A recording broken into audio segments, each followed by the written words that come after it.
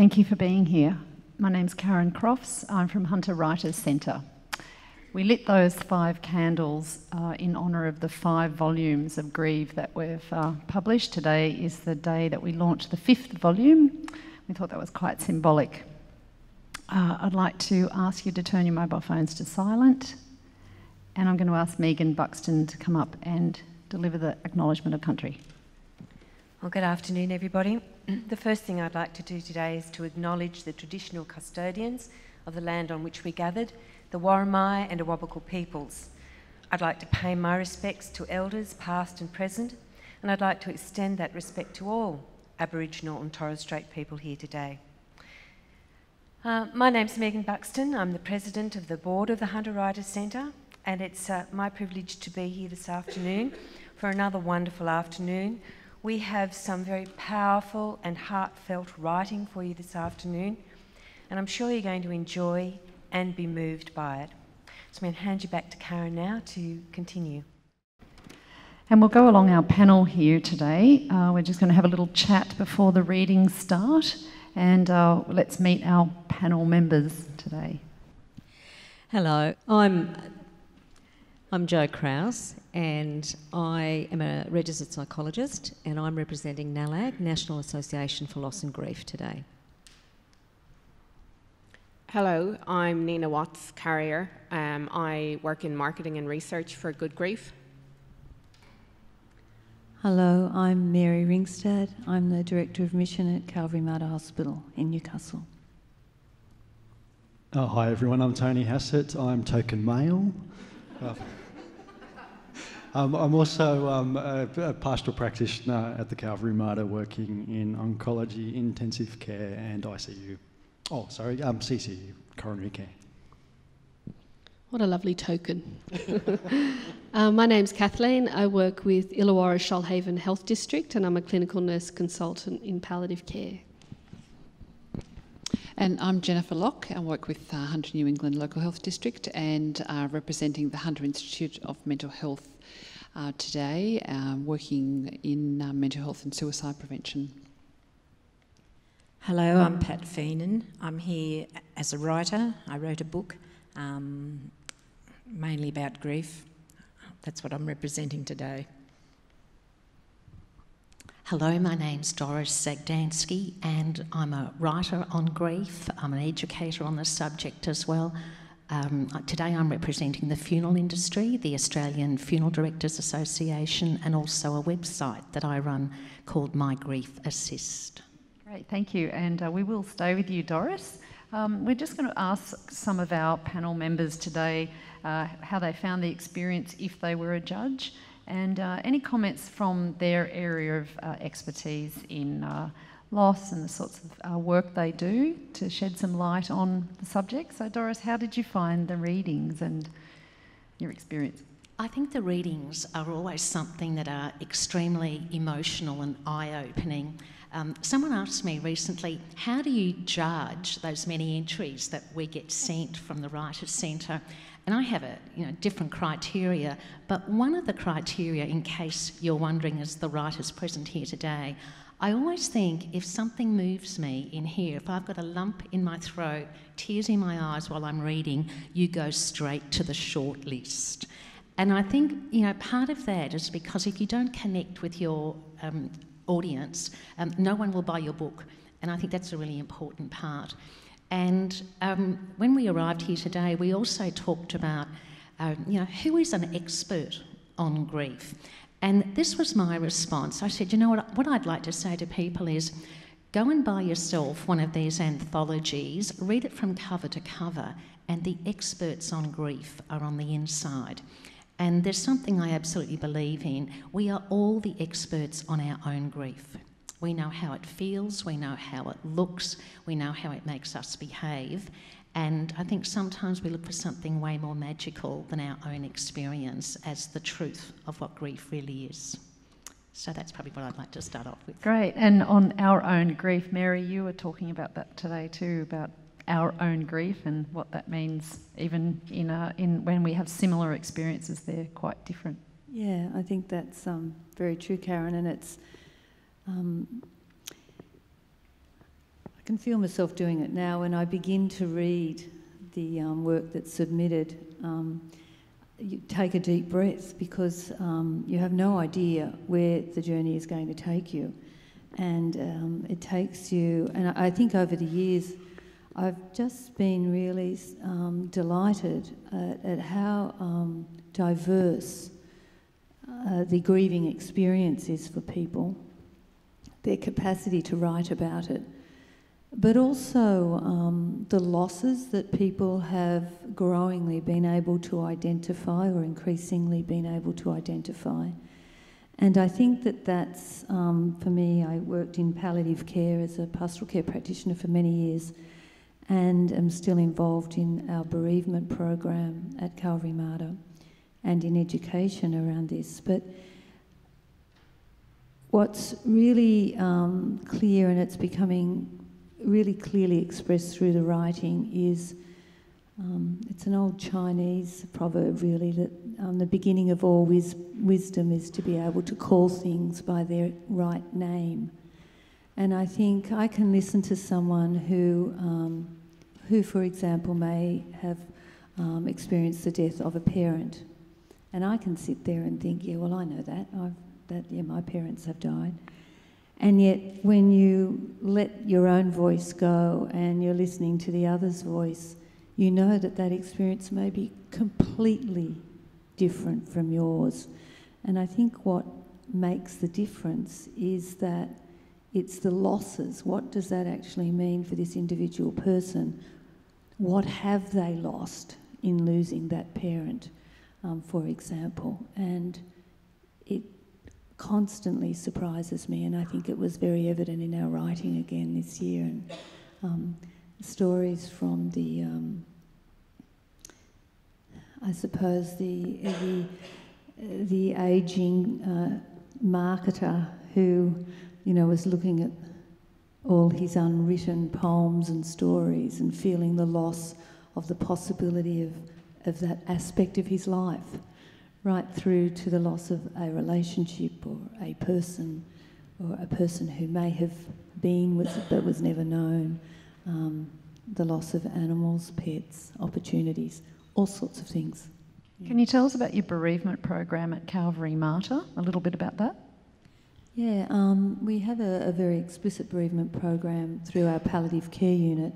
So any of the families who have been bereaved and the person that they loved was part of our palliative care service, we intentionally keep in touch with them for the next 12 months, and we try and offer them all sorts of opportunities just to acknowledge that we're aware that they're in a very often intense period of grieving, and if there's something that we can continue to offer, then you're more than welcome to participate. And I was just saying to Joan earlier, it's very interesting, the variety of things. So we have walking groups, or we have small discussion groups, or we have one-off opportunities to come and see how you're travelling. We have phone calls, cards, remembrance services. But the people that come, their groups vary. So it sort of says to us that people do find a range of things helpful, and different people find different things helpful.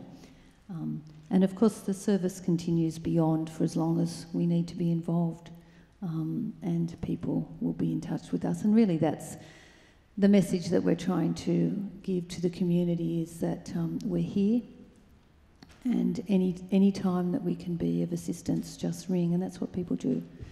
People just continue. Years later, we had in one of our small groups, a woman came 5 years after the death and of her husband, and she came to the group and she didn't say anything for a long time, and then she said, I just needed to come because I'm getting married on Saturday, and I just needed to acknowledge, and I can feel it myself now, I just needed to come back here and acknowledge the death of my first husband, and have this time with you all, and mark this moment.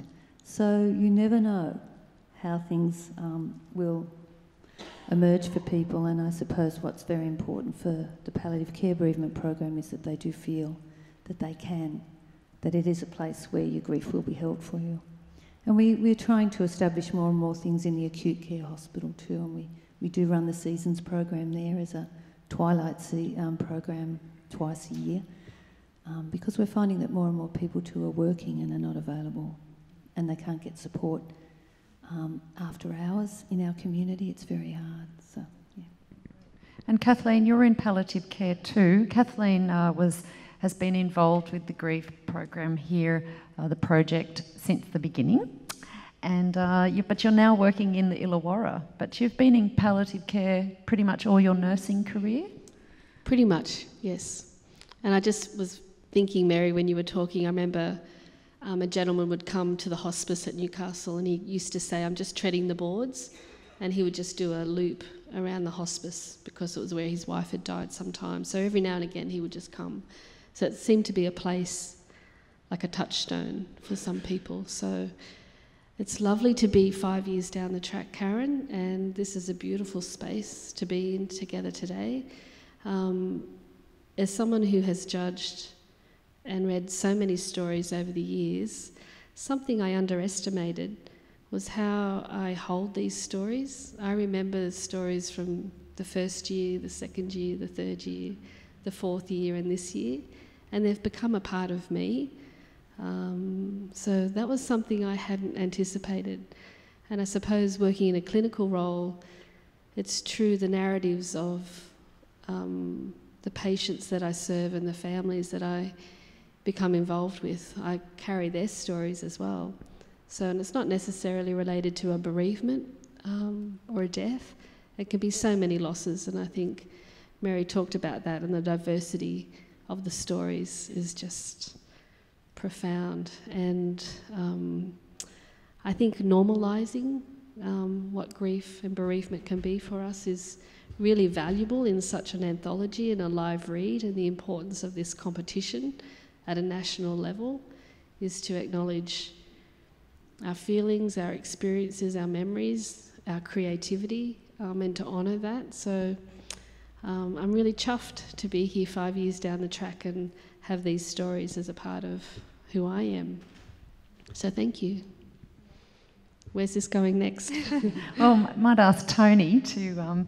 So Tony, it's a known fact over the years that a large proportion of people who enter and submit works are women. Do you have any comments then, working in and around this industry? You know, that we certainly get submissions from men.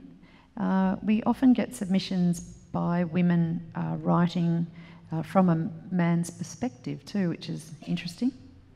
So in your work, and as a reader of these works over the years, have you got any thoughts about the project, about the works, some of the pieces that you've read over the years?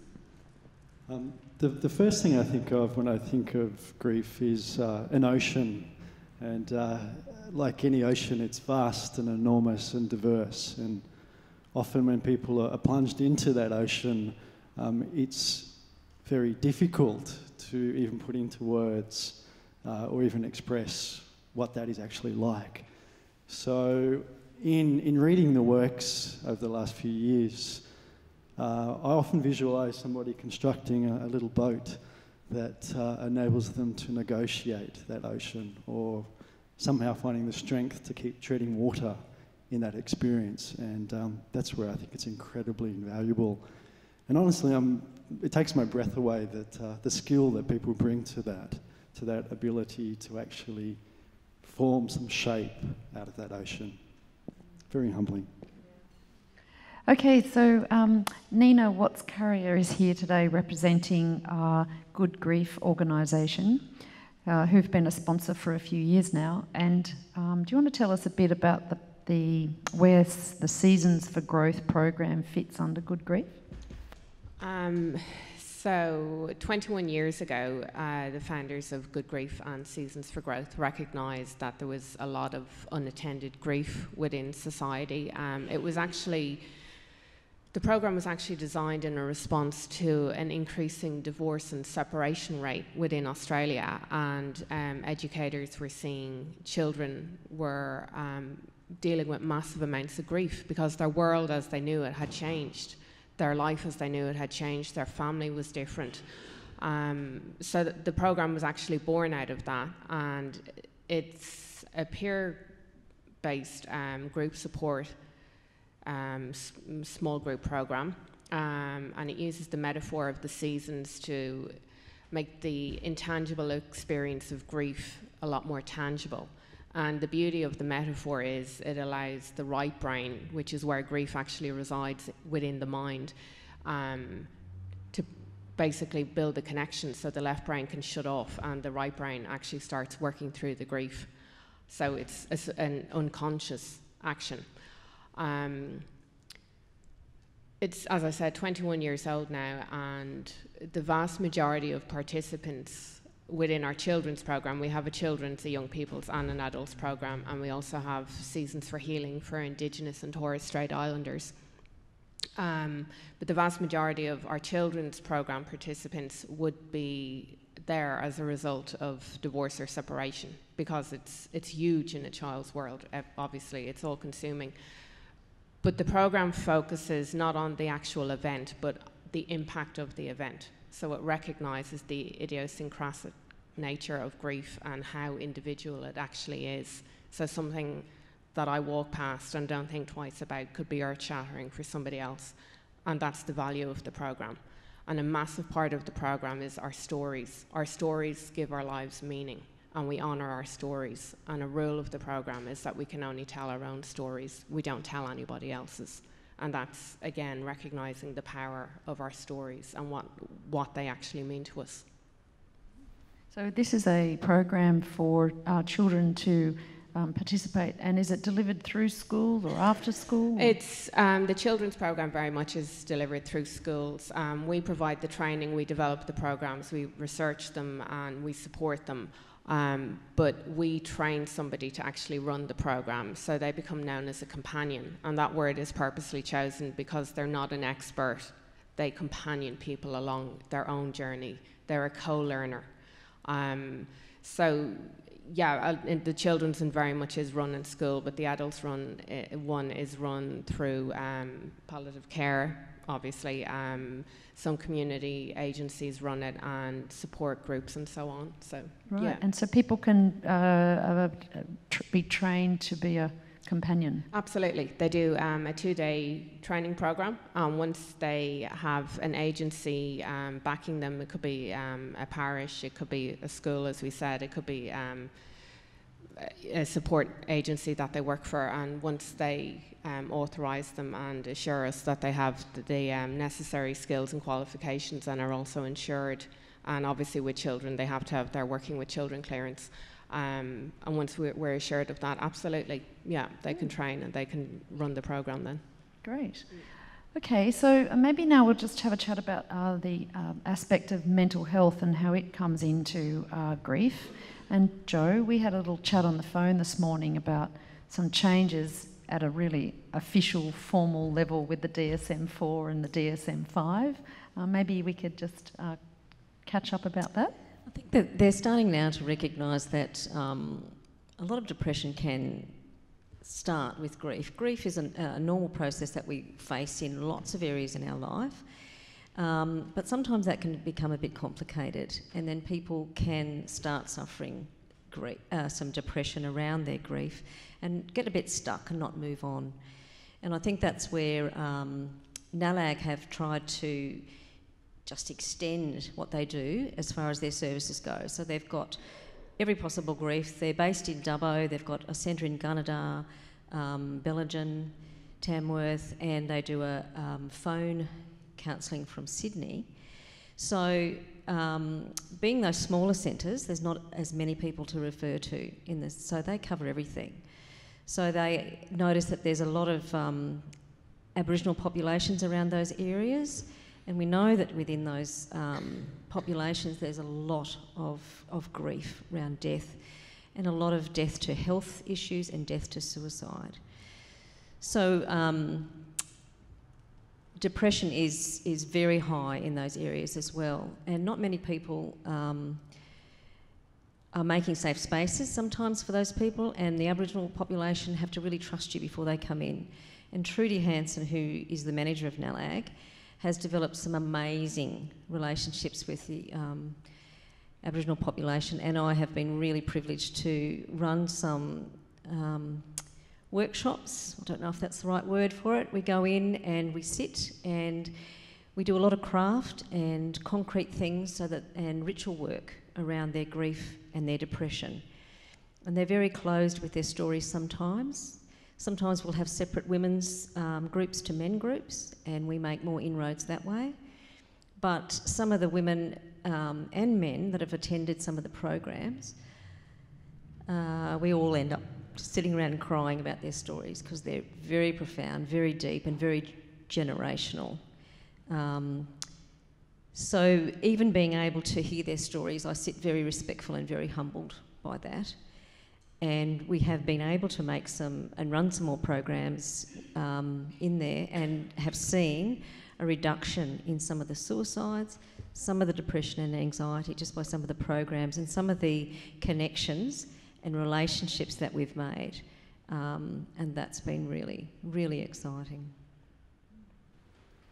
And Jennifer, you're here wearing the little hat of the Hunter Institute of Mental Health. So tell us a little bit about that role that you've had for the last few years.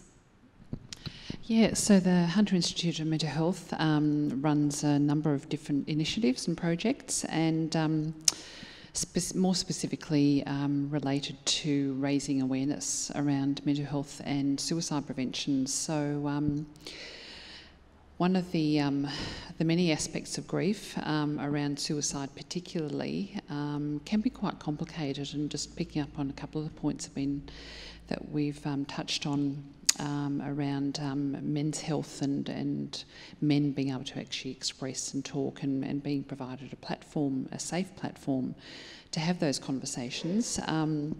What the Hunter Institute promotes is responsible media reporting and coverage and advocacy around suicide prevention and mental health.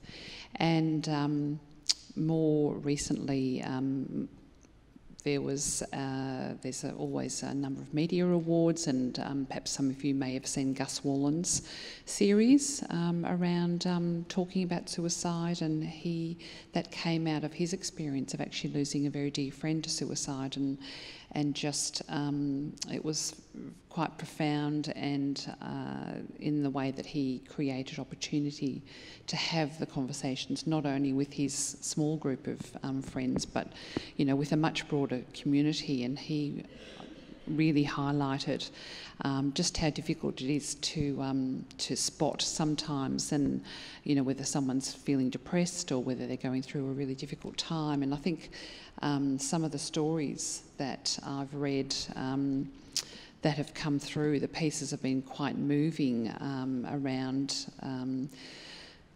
not just the response to grief, but there can often be a very complex emotions associated with the loss of a loved one by suicide, because often people feel that there's a sense of shame or a sense of blame, or a frustration at just not knowing, or wishing that person had have said something, or wishing that perhaps someone else might have picked up on how they were feeling.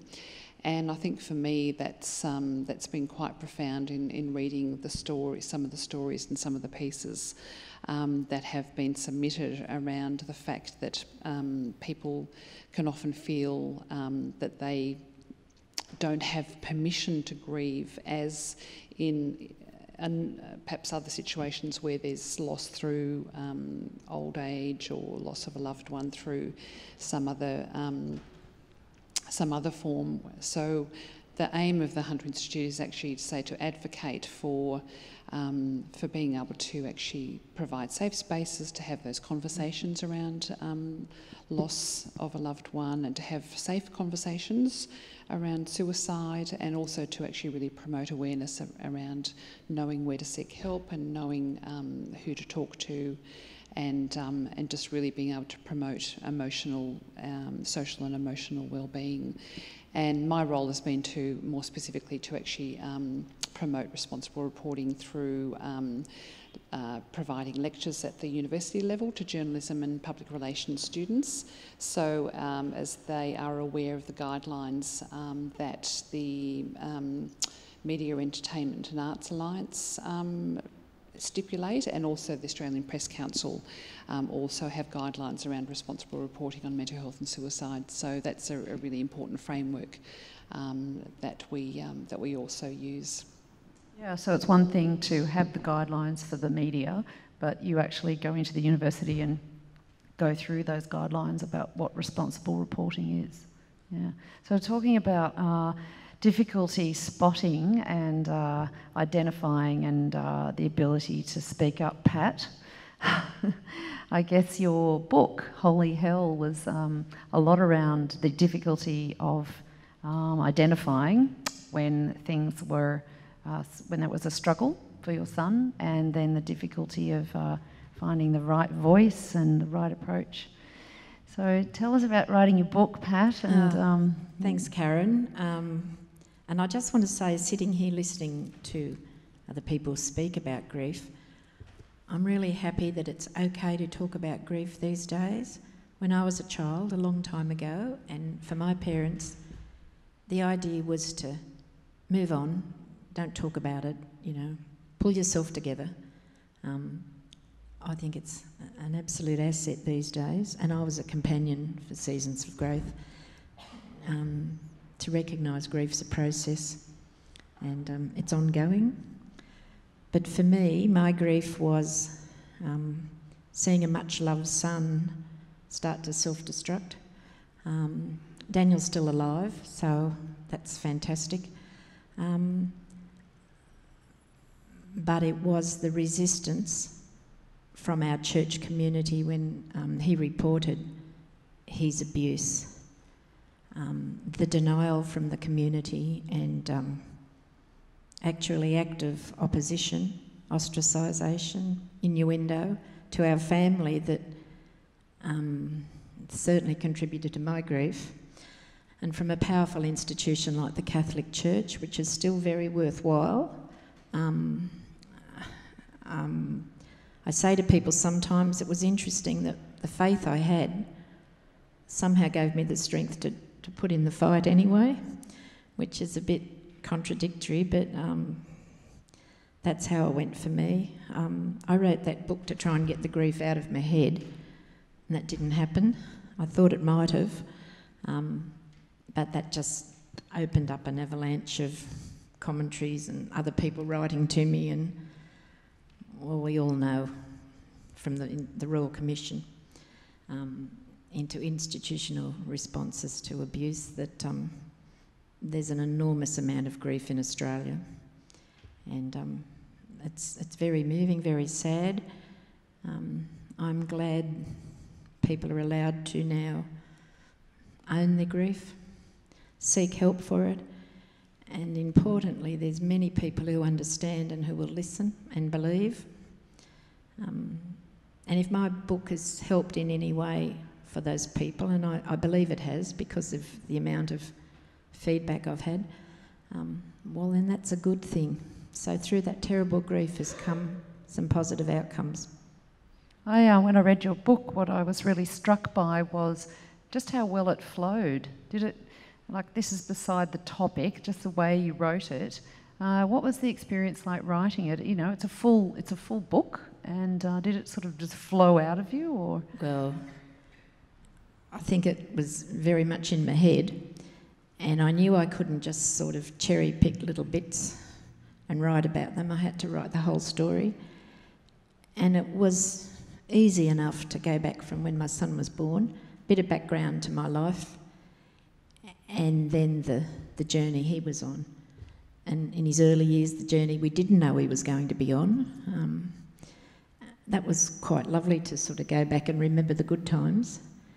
And I think the criminal trial was so distressing.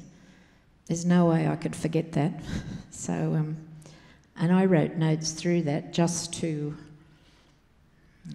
satisfy myself. I used to write at night, but I didn't think I'd ever put it together. So when I did, I was able to refer to those notes, and I knew that the Department of Public Prosecution, I knew that the defence team and the prosecution, or we were the prosecution, they had it in hand, but it couldn't stop me from at night writing down my thoughts, and they took them most mornings and read what I'd said, and some of my ideas were incorporated, just that mother bear thinking, and it's not quite like that, it was like that. All mothers would understand that. I mean, you have to trust the officials to do what they're doing, but I just needed a bit of input as well. So. And Doris, do you want to tell us a bit about My Grief Assist? And also, because you're representing the Australian Funeral Directors Association, they've been marvellous right from the beginning when they came on board. They were just so, yep, definitely we're behind this all the way. And it's a big organisation, but it's the association, isn't it, of funeral directors after. So it's like a professional organisation that the funeral directors belong to. That's right. It's a national organisation that funeral directors who adhere to a number of principles, guidelines and so forth are invited to become members of. And gosh, I've been associated with them for something like about 30 years now. And My Grief Assist is a website that I work for a large funeral organisation called InvoCare, but we don't trade. We're an Australian publicly listed company, so we have lots of small funeral companies and national ones that we own. And a few years ago, I was speaking to my boss there and I said, you know what we don't have? Like, we're the biggest funeral group in Australia, but we don't have a presence on the web, and we've got to get modern, because funeral directors are not known for being modern, trust me. And I said, this is what I'd like to do. And I really had this passion for having something contemporary about grief. I used to find often when I was looking for information on grief, I thought, well, that's not the way it is, or that's not our language, or that's not the way people describe it. And so I really wanted to do this very modern thing on grief. And so I have a very modern website, and I was given a team of designers because I know nothing about IT. And I kept saying to them, it has to not look griefy. It can't be black and grey and dreary. So it's sort of hot pink and mauve, is the colour scheme.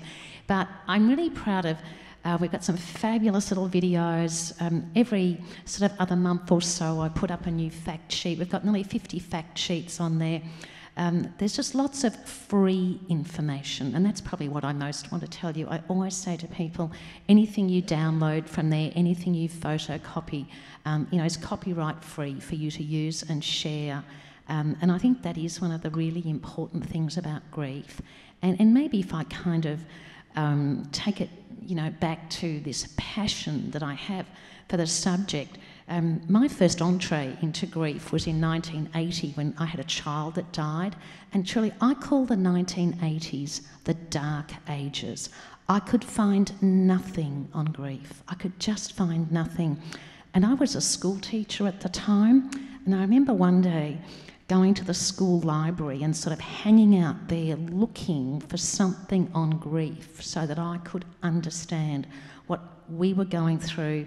I didn't know how to explain it to my 3-year-old daughter. I couldn't cope with mum and dad, and I had a husband who wouldn't talk about it, and all this sort of stuff. And I found one book in the school library, and we had over 1,000 kids, so it was a big library.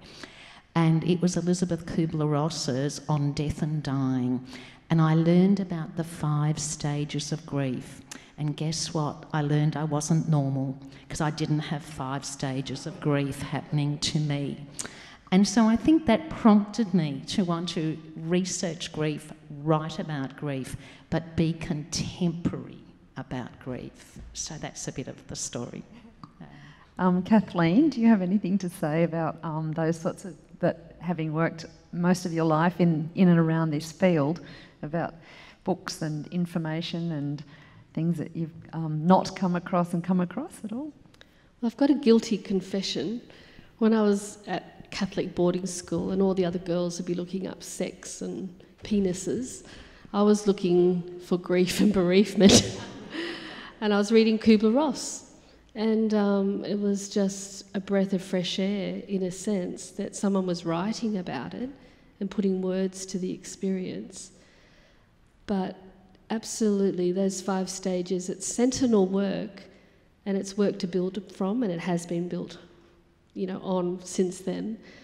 But I still hear people, and I'd be interested in Tony and Mary's thoughts, people still talk about those 5 stages of grief in terms of it gives them license to have a grief in the first place, even though it may not be classically 5 or staged. Mal McKissick talks about grief being chaotic, and I can really relate to that, and especially in the experience of palliative care. If someone is facing death, facing changes such as loss of independence or body image or relationship or finance, that really there's no stages. It is chaotic. And I think these books, these theories are often helpful, but I think what is really helpful and comes across throughout the panel today is the acknowledgement, being able to, I think you mentioned about how good it is that we are here talking about grief, how it's okay, and that the 80s might have been the dark ages, but the 70s and 60s and 50s were much more so. So there's been a lot of groundbreaking work, but I think that listening, being with people, accepting, I often think the sky's the limit with grief, so long as it's not detrimental to anybody else, or there's no, the self-harm, that someone is supported and protected and cared for during the experience of grief is really paramount. So things like, I had a lady talk to me the other day about, her daughter was still wearing her father's jumper, years and years later, and it's like, but it's not hurting anyone. It's not hurting her, it's not hurting you, it gives her great comfort. And so that permission giving that grief can be whatever it is for you, and that people need to meet you where you're at. So I'd be interested in Tony's thoughts. I very much, a little bit like Doris's statement about reading Kubler-Ross's 5 stages, but then feeling like there are many different ideas around grief and concepts around grief, which can be really, really helpful. But it's helpful to remember that they're just ideas. I often say to people, if those ideas don't fit you, then toss them out. Find something that does fit your experience of grief. I've heard many people try themselves into models of grief, such as the 5 stages, which in some ways just adds to, or a sense that they're not normal. Yeah, ditto. I do remember coming into a bedside in the hospice one day, and there was a beautiful young woman whose mother was dying, and she was devouring Kubler-Ross's Death and Dying, and the panic in me, which was, oh God, put that down, put it down. But of course, Kubler-Ross herself, as I reliably have been told, was seen in a lecture one day, it's an older Jewish woman, smoking furiously on her cigarettes. If I'd ever known they were going to do this to my experience, I would never have written the book. And I quote, that's what she did. She was so distressed with what people had done, because actually it was about spending time with people who were dying, and it was actually 5 stages of death and dying rather than grief. But what had happened to that? But for me, I think the most valuable lesson for me from that is, and particularly from a pastoral care perspective, where you're really listening to the journey of the spirit in all of this, which is around how people try and make meaning of their experience. And irrespective of what people use, we are desperate to find a way through this, and it's a bit like Tony's expression of the boat. We're trying to create some sense of cohesion so that we can actually stay with this experience. And so we create all sorts of narratives using that language, but ways in which we look at this experience to try and enable ourselves to dare to believe that somehow I can get through this. I think all our work in researching grief and trying to understand the impact of grief and how people grieve is helpful, and it does mirror the very personal experience of trying desperately to believe that somehow I can live through this, or live again beyond this, or live again with this, and that somehow I can find some way of holding it in the continuity of who I am as a person, that it has a permanent place in my own heart, and it can sit with some degree of comfort. So I too had my father's dressing gown on this morning as I was hanging out the washing, and when I'm wearing my father's dressing gown, I laugh because I'm glad to be able to say it's very big on me, but I just feel, I laugh. And I think, well, Dad, you used to do this. You'd be hanging out the washing on Saturday morning, and we were all quite young when my mother died. And it's a beautiful moment to share, and I feel deeply connected with him. Then I hang it up and I go and do what else I'm doing in the day. But, it's very important for all of us, I think, that we find a way in which to hold that experience, to treasure it, to know that that's an absolutely precious part of who we are. And if all the work of those who've spent time with people grieving helps us do that, then that's terrific. But it all has its limitations. And part of that is that they've moved on from the stages of grief to continuing bonds. So that's exactly what it is. It's continuing to hold that piece of the person or something like that. I had one woman come to me and she was very distressed, and I had been very privileged to walk the journey with her as her husband was dying, and they'd been married for 50 years. And she said, my family have said I need to get over it and move on, and they're really worried that I'm going crazy. And I said, well, what's happening? And she said, I'm wearing his pyjamas to bed every night. And I said, and what does that do for you? She said, it keeps me close to him. And I said, you know what, you're not crazy. That's really beautiful.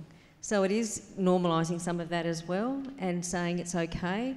Part of those stages where we come to an acceptance, and now they move away from that word too and say we accommodate.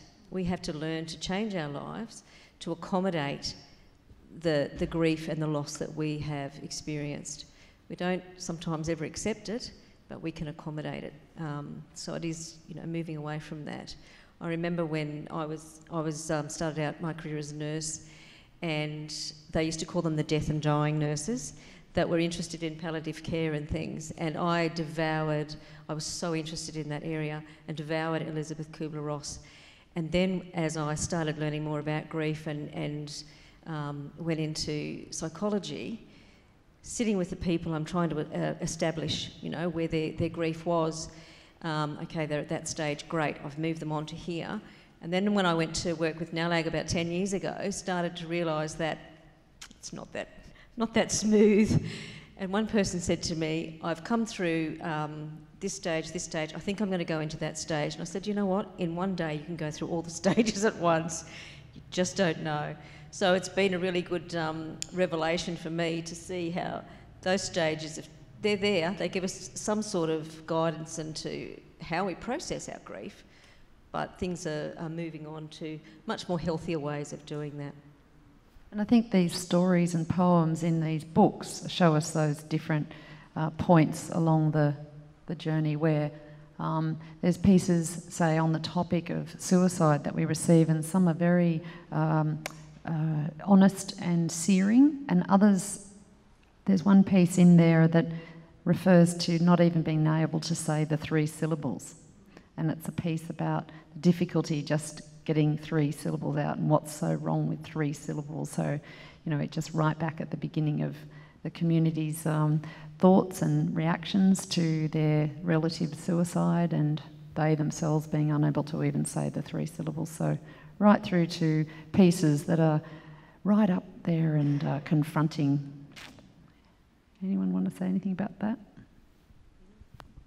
Sorry, Karen. I just wanted to add, I had the pleasure of listening to the CEO of the Australian Centre of Grief and Bereavement talking last week, and he was saying, from a cultural and societal point of view, when a close family member dies, you're entitled to 3 days bereavement leave, and then you're expected to be back at work.